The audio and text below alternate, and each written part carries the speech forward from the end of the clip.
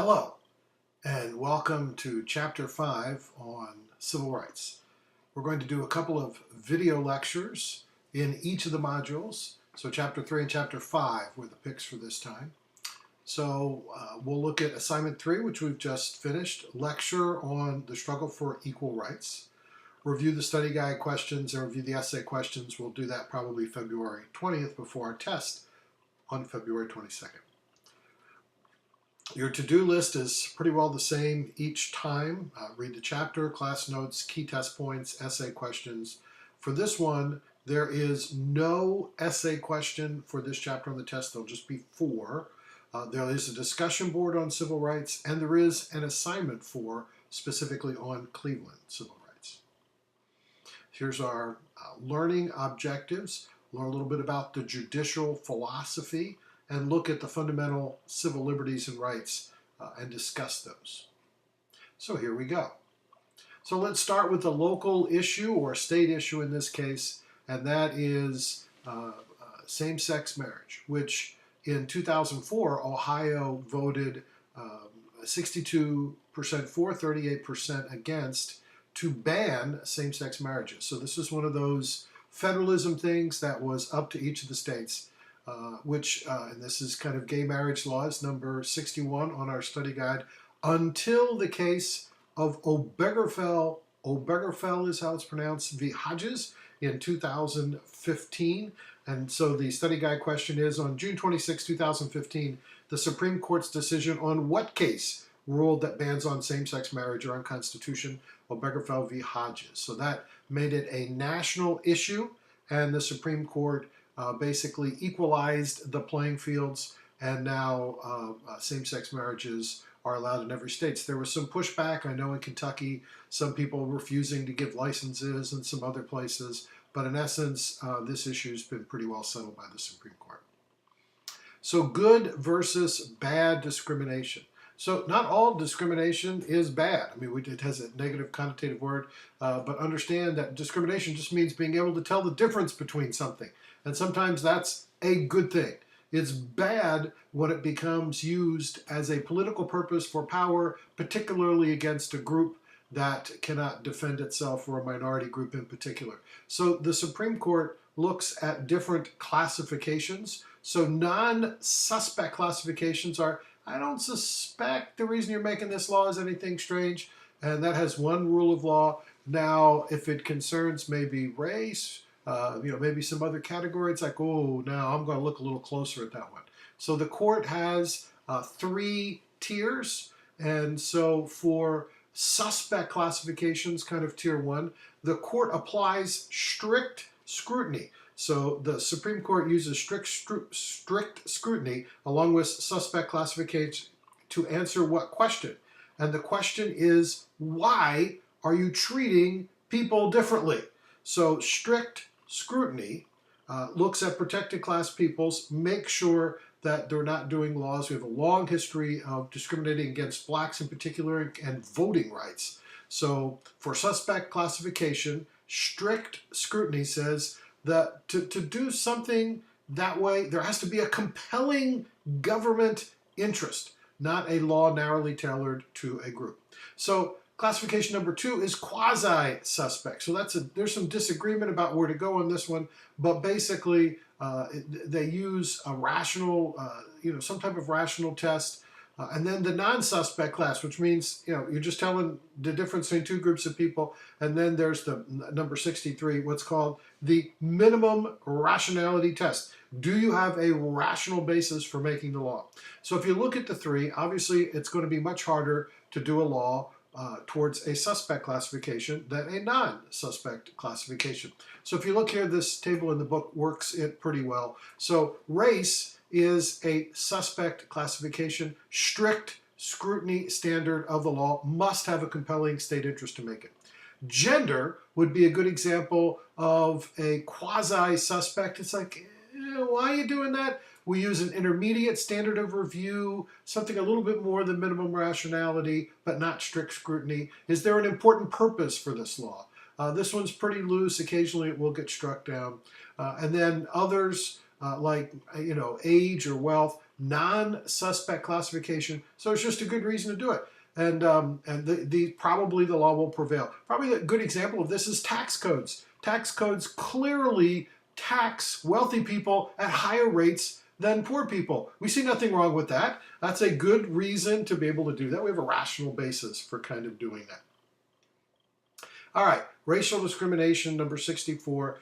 One way to look at it, racism is prejudice, discrimination, antagonism directed against someone of a different race based on the beliefs that one's own race is superior.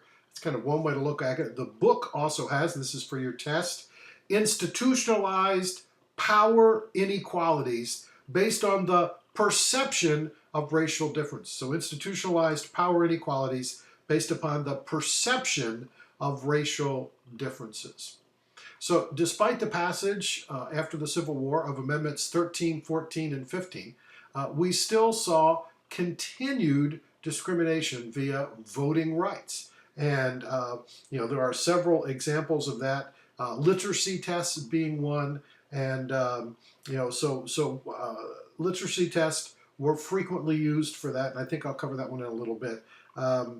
So what were the methods used to keep African Americans from exercising their votes during Reconstruction, kind of the voting rights part? Well, there was a whole series of things: poll taxes, literacy tests, grandfather clauses, and those combined, and I can explain a little bit as we go, but literacy tests, a good example of that is that you have to be literate. You have to be able to read and write, which in the 1860s, there were a lot of people that couldn't. Slaves were not allowed to read. So they'd show up at the polls, and there, of course, be a white person there, and they'd ask him to read some esoteric passage with large words that nobody in the room could read, and so they would flunk. However, the next person would be white, but that would be fine because under the grandfather clause, if your grandfather could vote, you could vote. So therefore, it's okay. Or if your grandfather couldn't vote, then a higher scrutiny is used. Poll tax means you have to pay money for the privilege to vote. And of course, if you were discriminated against, haven't been able to register for a long time, you had a hefty poll tax to pay. So all of these were done to kind of stop African Americans from voting. The combination of all of these is called Jim Crow laws. Jim Crow laws. So segregation is just institutional practices of segregating races for particularly in public venues, so places to sit, white, black, water fountains to drink, white, black, restrooms, white, black, hotels, white, black. So think about Jackie Robinson, baseball player, breaking the color barrier. Yeah, he still had to play baseball games in Atlanta and other places where he was told he could not stay at the team hotel. So even after a lot of this, laws were passed and supposedly done, a lot of that prejudice still occurred. Plessy v. Ferguson is the court case that said separate but equal is okay. And so here, all the way up to almost 1900, we were still kind of dicker-dockering with that thought. So discrimination is two types, de jure and de facto. So de facto discrimination is discrimination based on fact. So for example, real estate areas, and Cincinnati was one where I lived. So an abundance of real estate where people, African Americans, would live in one neighborhood and whites would live in another. You say, well, people can pick their own house. Well, they were finding that realtors would only show houses to African Americans living in African American communities. And when they say, oh, there's a nice house over there in a white community, they go, oh, that's not for you. And they literally had people walk into the realtor office, white couples, black couples, same income, asked to live in another area, and were denied. They say, oh yeah, I can't show you that. Oh, no, that house isn't on the market anymore. Somebody just bought that house. So that's discrimination. In fact, easy to show, not hard to, it's hard to combat, I'd say harder to combat because it gets into a lot of controversy. Affirmative action is one of those examples. De jure discrimination is discrimination intent, and it's discrimination that is supported by law, segregated restrooms. That one's easy. Just overturn the law and you're done. Procedural policies like busing kind of take care of it. When the two are combined, de facto and de jure, it's very, very dangerous at that point.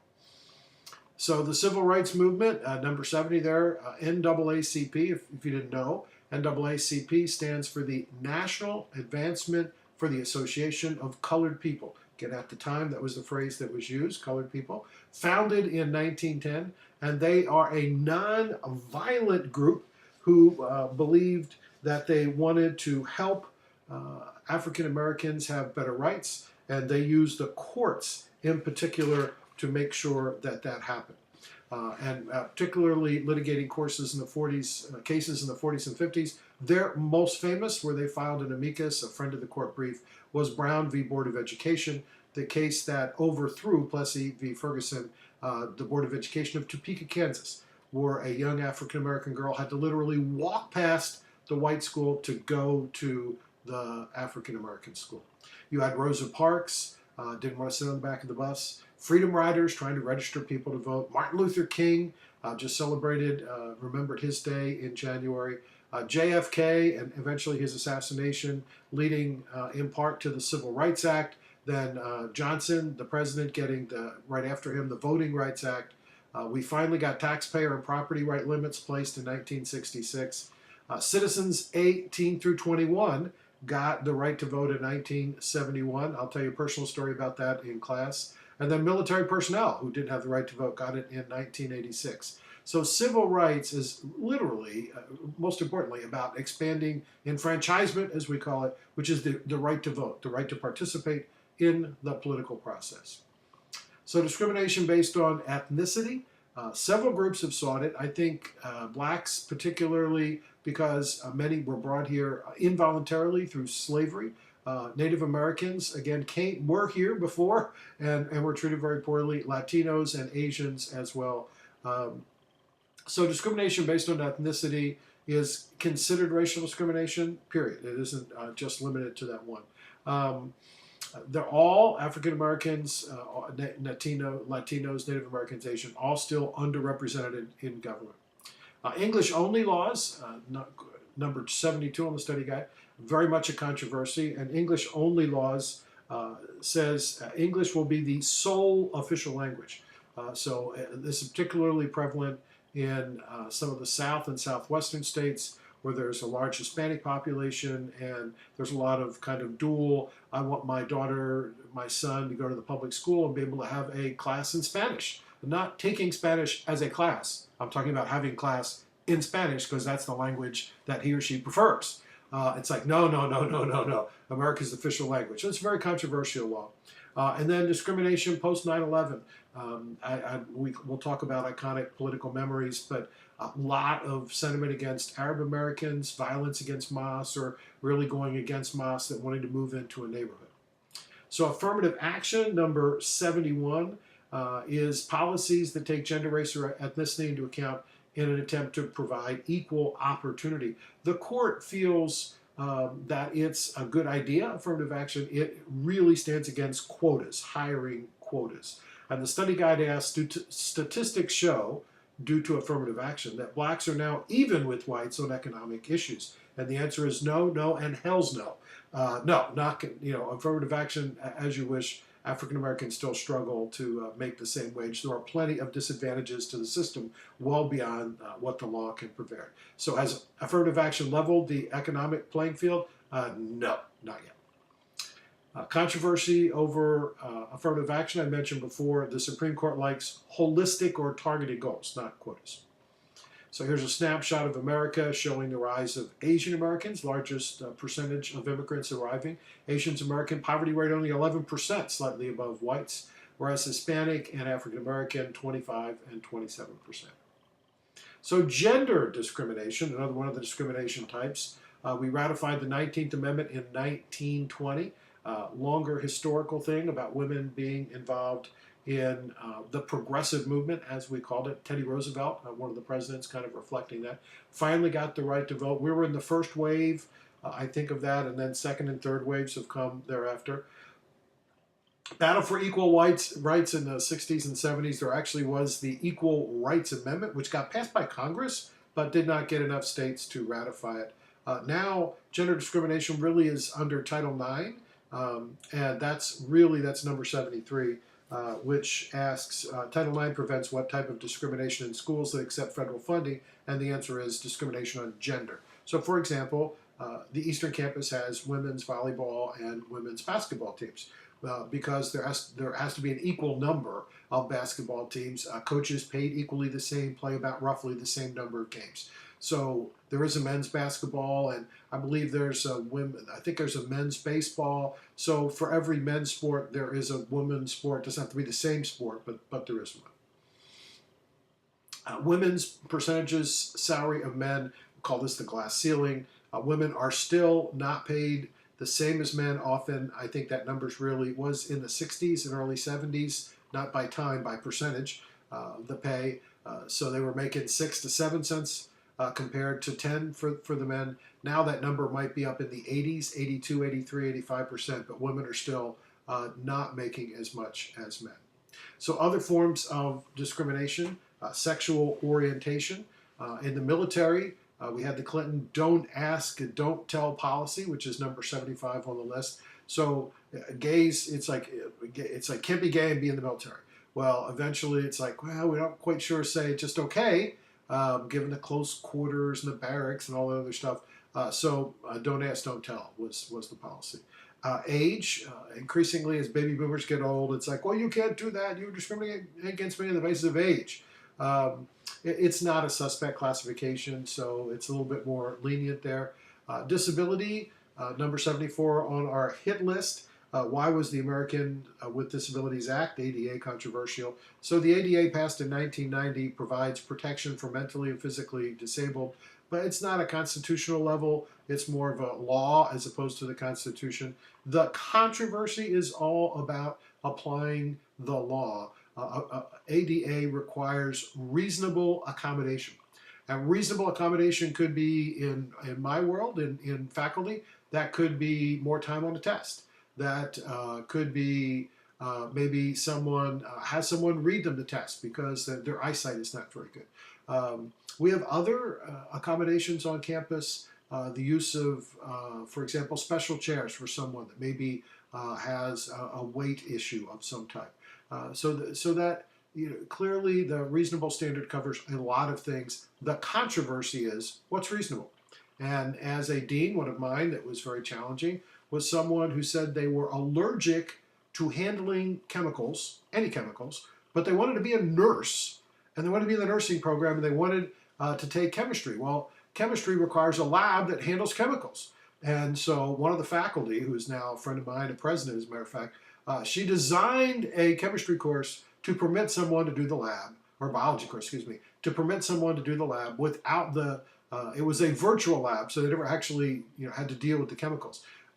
That was a borderline one for me. It's kind of, because at the end of the day, if you want to be a nurse, you're going to be in a hospital, you're going to be around chemicals. There's no doubt about it. But in that course and in that time, we could design it. I paid for the faculty to do that. It's one of those things. So, I was kind of like, is that borderline or is that not? So it's very controversial about what that is and what that isn't. All right, citizens and civil rights. This has been a struggle. Interest groups play an important role in that struggle. That struggle has been around and will continue to be around. No, there is no essay question for this particular one, so you've been spared. Again, there'll be 4 essay questions. The discussion board. So as the election of Barack Obama, the presidency of Barack Obama had a significant impact on the attitudes of African Americans, especially now as he stepped down from president and people are reflecting on that presidency. Hillary Clinton, a presidential nominee, do you think that'll have a significant impact on how women are perceived as leaders in America? So this gets at both African Americans as well as women. Hillary close to winning the election. So did that really help women in the sense? We had a woman who was a vice presidential, Geraldine Ferraro. So are we getting closer and closer to a woman, or is it was Hillary, right? Because it was connected to Bill, the Clinton family. Maybe that was the deal. So who knows? But that's what the discussion board is about. The assignment, and there is an assignment for this one, is all about that man, Mayor Stokes, Cleveland's Mayor Stokes. So there'll be some questions about that. This is from the Stokes website, but you can find out the questions. And again, first one to get all the answers in gets a gift card. Well, that's all I've got. I hope this is helpful. Chapter 5. And on the 20th, I'll take any questions for review on this, February 20th, and then we'll test on the 22nd. Thanks.